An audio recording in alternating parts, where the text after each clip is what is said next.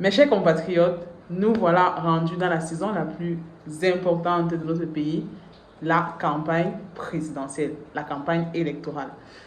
Lors de cette campagne, vous constaterez que les sacs de riz voleront à profusion, plus que les billets de loterie. Vous constatez que vous serez le centre d'attention de tous les politiciens qui se rappelleront à cet instant que vous êtes l'amour de leur vie.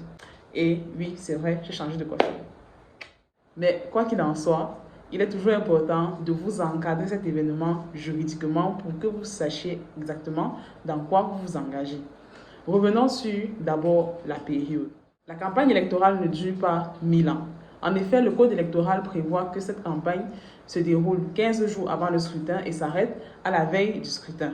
Il n'est donc pas possible pour un candidat, par exemple, de vous présenter encore ses positions le jour même du scrutin. Deuxième point, l'argent. Oui, sachez que lors de la campagne, les candidats ne doivent pas déplacer un certain plafond. Donc, ils sont tenus d'encadrer leur campagne avec un montant bien défini. Il est clair que l'État rembourse, le Trésor public rembourse une partie de l'argent, mais même pour ça, il faudra avoir un certain quota aux élections pour pouvoir être parmi ceux à qui on va rembourser une certaine somme. Troisième point, il faudra aussi savoir que la loi n'autorise pas, mieux, la loi interdit qu'un bien de l'État soit utilisé au sein ou dans le but de la campagne. Côté médias, alors il faut savoir que à cet instant, pendant la campagne électorale, c'est comme le petit Hollywood. Tous les politiciens doivent être mis en lumière.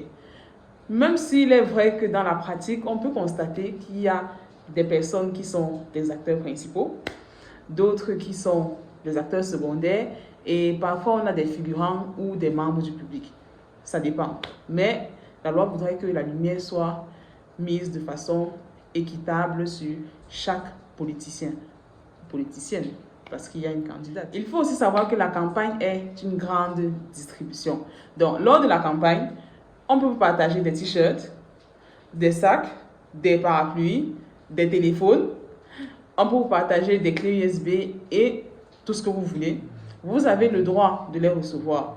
Par contre, il n'est pas permis à un candidat ou à un politicien de vous dire, par exemple, que je te donne 2000 et tu votes pour moi. Non, ce n'est pas autorisé, c'est illégal. Donc, vous avez le droit de garder les biens des campagnes en souvenir, mais que ces biens ne soient pas là pour acheter votre vote. Maintenant, nous, les électeurs, il faudrait savoir qu'on a le droit de participer à tous les meetings qu'on souhaite. On a le droit de porter tous les gadgets qu'on veut. On n'est pas restreint dans des gadgets précis d'un parti précis ou des t-shirts précis d'un parti précis. Vous portez ce que vous voulez, vous prenez ce que vous voulez. Cela ne vous empêche pas, lors du vote, de donner la voix à qui vous avez confiance et à qui vous jugez digne de ce poste.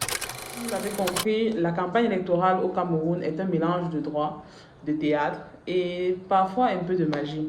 Mais en fin des fins, en fin de journée ou en fin de campagne, c'est vous, c'est nous qui décidons de manière volontaire, de manière lucide, quel candidat ou candidate voter.